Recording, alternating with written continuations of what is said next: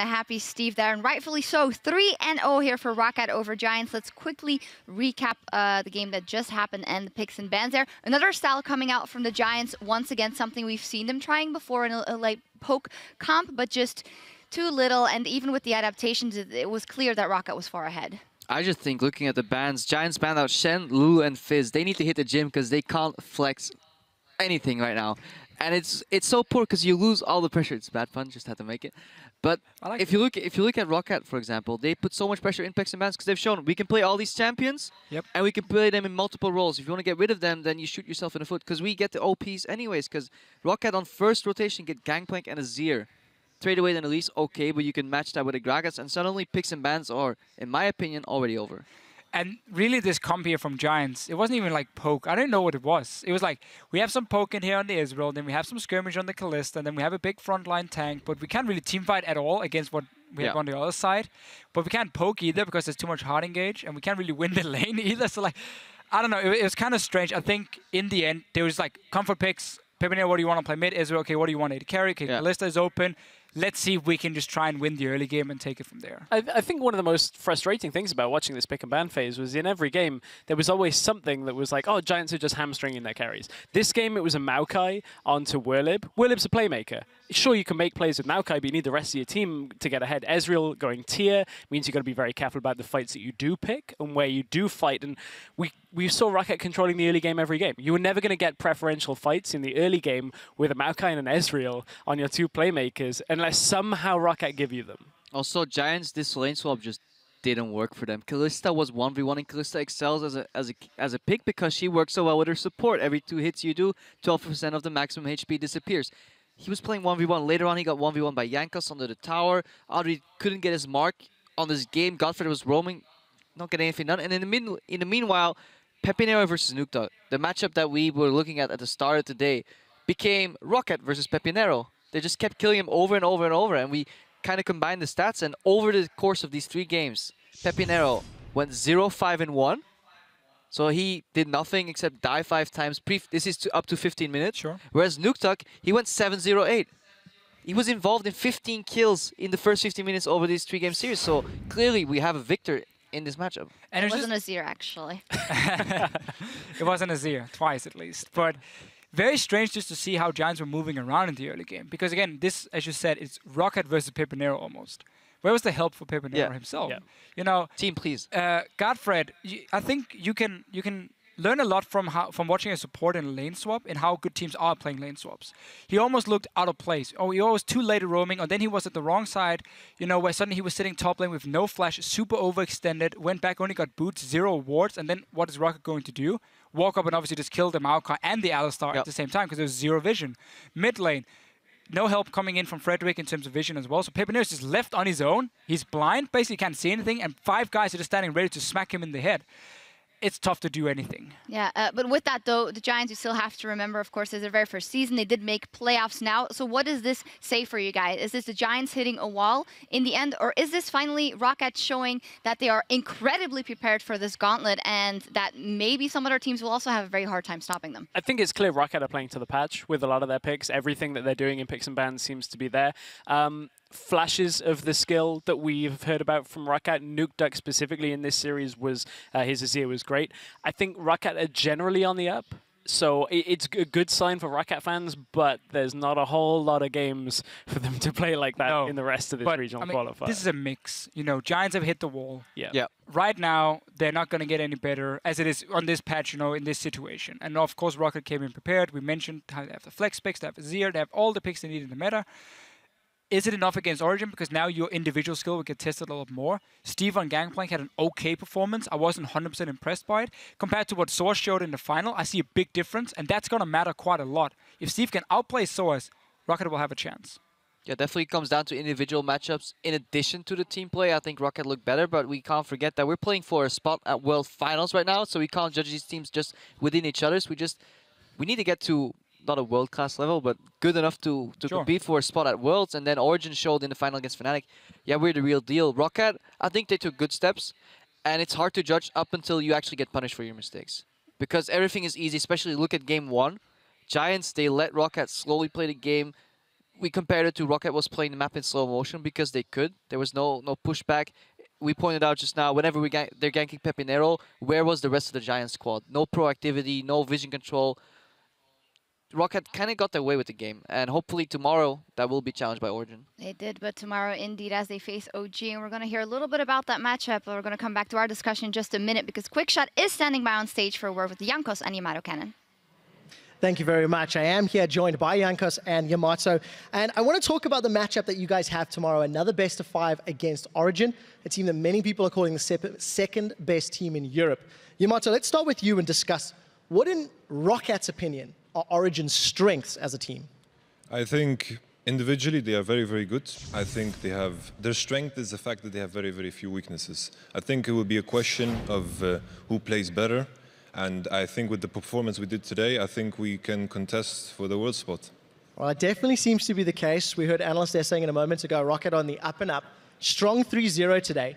Jankos, talking about tomorrow's matchup against Amazing, how different will that be than today's matchup against Frederick? I mean, Amazing is good. That's the first thing. And Frederick is like just a jungler. So I think overall is going to be much different. And Amazing overall prioritizes helping his teammates over farming jungle. So usually he tries to camp in the bushes and gang a lot and make stuff happen. So I think it's going to be tough for me. I think he's really good lately, and that's it basically. I don't think there is like much for me to prepare against him. Like he plays standard champs and stuff like this. So nothing special, but just very good. So very good. Feels like you have a strong opinion about specific things he's going to do. Does this come into your preparation, knowing you have 3 best of 5s to play, and if you win one, you have to do another. If you win that, you have to do another. And that's the team that beat you, Unicorns of Love at the end. What's it like preparing for 3 best of 5s in a row? Well, I don't really care about this. We just prepare kind of step by step. For example, we didn't talk about Origin yet. We'll talk about this now. Because first is Giants, then it's Origin, and then it's, well, go home or play UL, you know. So I think it's actually pretty fun to prepare like for 3 BO5s. And it's a lot of experience on stage as well, because you play day after day, and then you can warm up one day, and then play some better opponents next day, and it's fun. I like it. I'm looking forward to seeing those better opponents against you guys tomorrow. Origin, of course. Let's turn back to Yamato Cannon and talk about some picks and bans. Analyst Desk was praising picks and bans for ROCCAT all day long, looking at the likes of the Shen, the Lulu, the Fizz, the Azir, everything that is strong in 514 and that gangplank. So how does that come into your preparation against Origin, who have a very similar champion pool and demonstrated it against Fnatic? I think there's a very clear difference between like my preparation against Giants and Origin. I think the fact that Origin played against Fnatic, they poured their heart out, played the best they could, played very, very well. I think with that in mind, they showed what they play, they showed all their cards, and they bled, and if it bleeds, you can kill it.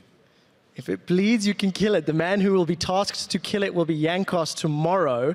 How much can you learn from watching Origin in the semifinals and the finals to find out whether or not you can actually kill them in the regional qualifier tomorrow?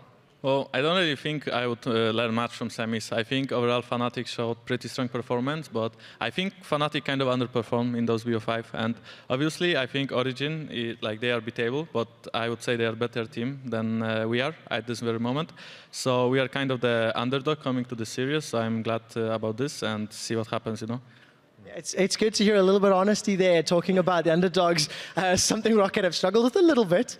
Yamato, let's go for one last question, talking about pick and ban strategy. Today, you guys prioritized red side against Giants. We know tomorrow you'll be prioritizing blue side against Origin. What are some of the decision factors when a team opts into either blue or red, and why?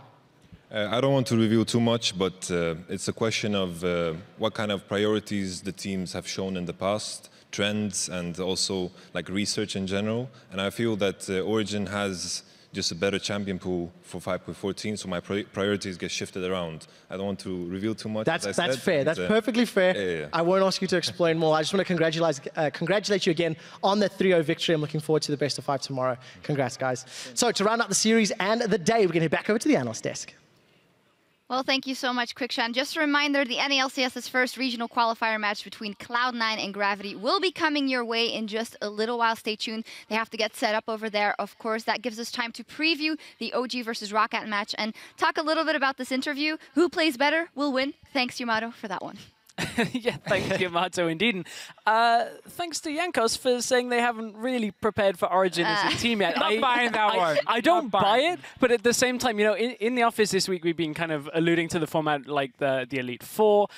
That felt more like ROCCAT just got the Boulder badge from Pewter City, and now they have to go face Lance straight away, and they haven't even prepared. Technically, this is not so Elite 4. You know, the Elite 2 are kind of locked in for Worlds already, so we're going... With the root, the mood. Yes, Ouch. not so Elite 4 with like a reverse gym leader setup because the final boss is in round 2 already because that's Origin. I don't know what you youngsters are talking about.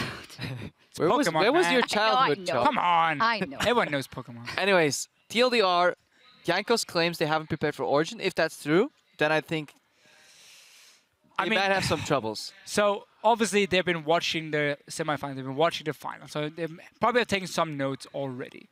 I would assume also they're putting in a lot of time this week because they knew they were facing Giants for a long time now, so you could do all your prep for Giants before the final even was played. And then after you look at Origin and say, okay, what if we win against Giants? What do we do? The blue side is very interesting, how blue side, purple side, obviously for ROCCAT. I guess for blue side very often, if everyone plays like the meta picks, you will do more OP bans than direct target bans. But when you're facing like Giants, you ban Jax Morgana almost every game, so that makes the red side a little bit easier because you then get 2 OP picks in the first rotation on red side. That could be a change. Let's actually take a look because you talk about the meta picks at the picks or what ROCCAT has shown so far and what maybe overlaps with the players on OG, the matchup that we'll be seeing tomorrow. A couple of ones in there. Of course, the Gangplank, no surprise, but some things in there could prove to be an edge for ROCCAT. So I think Gangplank will almost guarantee be banned out completely unless Steve actually plays the Riven, which is the notorious pseudo counter. We never saw it in action, but we kind of deduced that from picks and bans OG versus Fnatic. But I do like the flex picks because you just hide so much information up until the last rotation of picks, and that kind of nullifies blue side versus red side a tiny bit. However, the one crucial matchup I want to look forward to is the Azir in the mid lane. Expect as Azir was lackluster. Nuketox Azir was solid. And that might be an advantage in picks and bans or just generally in-game for ROCCAT. Could potentially force Origin to have to ban it away, at least in the start, before they maybe have to adapt to something else because of the fact that Pekka didn't really show up on the champion. But the 5 picks we just saw on the screen could technically be 5 of the bans coming in. I mean, it wouldn't surprise me because, again, these flex picks have so much value. And we have seen what Origin can do when they play around Nils. When he gets on these hyper carries late game, and we know Source is a fantastic Lulu player, it's just such a strong comp for them. Super strong. You actually took the point I was going to make. I'm reading your mind. You're reading my mind. I mean, it's no secret I that am Origin... beautiful as well. Thank you very much for thinking that. Need a little You can stop there. I don't want you hearing what's in my head next. But, you know, it's obvious. Niels, he's been played around so well. It was one of the actual strategies that beat Fnatic, and if they can beat Fnatic with it, I wonder what they can do against the likes of ROCCAT, the likes of Unicorns of Love. You got to ban that Lulu, man. Stay on the Lulu pick, though. ROCCAT hasn't been able to show what they can do in that pick so far in the series. I think it's been banned or picked away in almost every game, or literally every game so far. So we'll have to see, especially in game 1, Origin might leave it open the same way teams have left open Elise in the previous stages of best of 5. Just feel it out, you know. Do you play it? How well do you play it? If you don't, are you afraid of first picking it? Else we'll gladly take it. In that sense, Origin have revealed more information, but they've also shown that they are completely fine playing at least 4 out of these 5 champions. And worst case, put up on a mediocre Azir in the mid lane if they can pinch the remaining champion pool from Nuketox. That is something that has happened in the past as well. Once you figure out what he plays and you take it all away, he was mediocre at best. And he's normally the guy, he's the guy known for his Lulu play. So if ROCCAT picks it and sends it into the mid lane, is that really too bad for Origin? In the sense that you kind of get him on a utility champion. You neutralize him. You neutralize him in that sense. You get a bit of a farm lane for Pekka then in that case, and it becomes a lot about Mr. Rallis, who is a good AD carry, but I don't think he's been at the level of Nils, at least not when it comes to peaking in this split here. So maybe that is a thing for Origin, saying we don't really care too much about you getting the Lulu. I'm not sure, though. I still think it's such a fantastic strong pick. I think that's interesting because if in some strange world the Lulu does go over and the Gangplank to Steve, if Origin want to test it, we know Soaz can play up against Huni's Gangplank. They may be comfortable playing it as well. That would give them another damage threat. A lot of hypotheticals and weird picks and bans that we don't really expect to be getting all the way through, but it's a very interesting series with such big overlapping champion pools. Super, super interesting. And as Yamato so eloquently put at the beginning of the show, he's on top on 5.14. Only took him a couple of weeks, even months. So congratulations on that. Moving away from maybe the picks Precisely. Some interesting things coming out of Vander there as well. A lot is going to come down to him and Mithy and shot calling precisely in that. Very interesting thought. I was a big fan of Vander in this series here. I thought his roaming was spot on. Obviously, the Shen play makes it a little bit easier to roam from time to time because sometimes you just have to click your ulti. But that was a very effective strategy to shut down a split pushing composition the Giants were running. And he is good in terms of vision. We know that all split long. Sometimes we maybe argue he wastes a few wards in there. But the shot calling is the key. I don't think they got challenged against Giants when it came to the shot calling, and that is very different against Origin. Traditionally, Vander has always loved his sidestone. He was, throughout the split, the earliest sidestone buy of all supports overall. However, I feel like this series, he's used it better. The deep vision was on point. Giants is a relatively easy team to lane swap against because they often make one of those crucial mistakes. However, still props to ROCCAT for playing out their lane swaps relatively well. And then putting that division in between the two lanes they were playing around and then facilitating dives. They multiple times they identified the right objective and went for that, sometimes lacking in execution. But ROCCAT shot calling definitely has improved, and now we can see why they were struggling earlier too. You don't very often get a peek in the mind of a team unless you straight up ask them why was it not so great earlier. He came out and said, yeah, it was Zaxus and overpower shot calling first. Me and Jankos had to learn it. And I think progression has been shown by ROCCAT. Then again, they're going up against Mithy and Amazing as a shot-calling duo, which has steadily been progressing throughout the LCS as well. If we go back to their Challenger days, that is night and day. Right, and as a whole, just the way ROCCAT kind of adapted their play with the vision control, everything, this felt closer to what Yamato was talking about with, you know, playing the right way for ROCCAT. However, how much of that was given to them by Giants in this series, how much of that was let over, I don't think they'll get away with as much against Origin, but it is an improvement for sure. Yeah, we will see what happens. We also asked on Twitter if anyone could see what the best strategy would be in the regional qualifier, and at that, Hatchap writes, I think the best strategy for the regional qualifier is Origins. Let just be by far the best team in this tournament strategy, which is quite interesting because all the eyes are on them and thinking that the third seed or the third spot from two Worlds is going to come to, or is going to go to Origin. Rather, how will that influence them because they were the better team? They put up a fight against Fnatic, but now you have to prove it tomorrow and the day after possibly.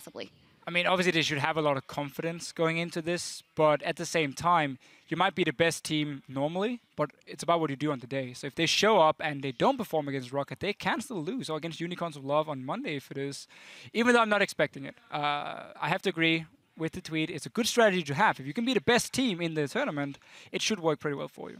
So in the interview, I think it was Jankos who said OG is a bit of a better team than we are, so it's going to come down to the day. If what you've seen from the champion diversity coming out of ROCCAT, if each of their players plays to the maximum of their potential on ROCCAT, is it then still a 50-50? Ooh, I don't think it goes to 50-50. I still think even then it's kind of like a 60-40 Origin if ROCCAT are playing at their absolute best. ROCCAT have upset Origin before. Yamato wanted Origin in the bracket, if you remember his comments. So I don't think it's a foregone conclusion. If they are playing to their best, though, it is a close series, and I'm expecting more than 3 games. Yeah, and who was on his game 100% today at today's series was Nukeduck. He did more than his fair share to bring ROCCAT to round 2 of the tournament with a KDA of 15 at 15 minutes in 3 games. He is our player of the series, Nukeduck. Fantastic Azir, which is definitely something to look at. But in general, good series. A very good series. I mean, Nukeduck just been stepping up the further we get into this season here. Really become the big playmaker for ROCCAT as a team. Him and Rallis. I mean, Rallis is a very consistent carry as well. But we just got to praise ROCCAT as a team here, setting up Nukeduck so well. I mean, he did a lot, but then also Jankos and Vander so on, always being there to almost feed him the kills. I haven't done the math exactly, but I wonder what happens if you pinch his champion pool. If you take away 3 of his champions, first pick the 4th one, force him into very predictable patterns in terms of champion picks. That's when Nukeduck has struggled throughout the year. Only when Jay's Varus meta came back into the swing of things, he kind of picked up again and had these stellar performances. His Azir before that wasn't the greatest. He has worked on that. Actually, with the removal of the knockup, his ultis have actually become a lot better. So in that regard, it could be an approach that we see from Origin in addition to just protecting Xpeke in the mid lane. Because that could, in my head, be the only matchup that is maybe slightly tilted towards ROCCAT. Problem is just if we look at his champion pool that he's shown so far, I mean, we know Victor is there, we know Azir is there, we know Lulu is going to be a pick for him, Fizz as a flex pick for them as a team. So you got already 4 good picks right there you got to get rid of in some way. And then we've seen the Yasuo pick. If Pekka wants to run the poke, like we saw Varus come in as a last pick versus Fnatic. Corki mid. Not expecting that one too much, but hey, it is an option. I mean, he's a guy who's shown at least right now, he has a lot of different champions. But then you got to value how effective is, like, Corki mid compared to an Azir is night and day for me, at least. Right, and he's grown so much since the days of just ban LeBlanc, and that's kind of Nukeduck out of the picture. Those were the days where it was like, man, he's crushing everybody in scrims, but when it gets to the stage, doesn't seem to be happening because people are just ban him out. So, as you said, much wider champion pool, more comfortable as well on so many more champions when it comes to it. He's winning laning phases a lot better than he was before. Feels a lot more confident in the games. Stepping away from the matchup, though, thinking about Steve, he had a good series so far. However, he fell behind against some of these niche picks from World.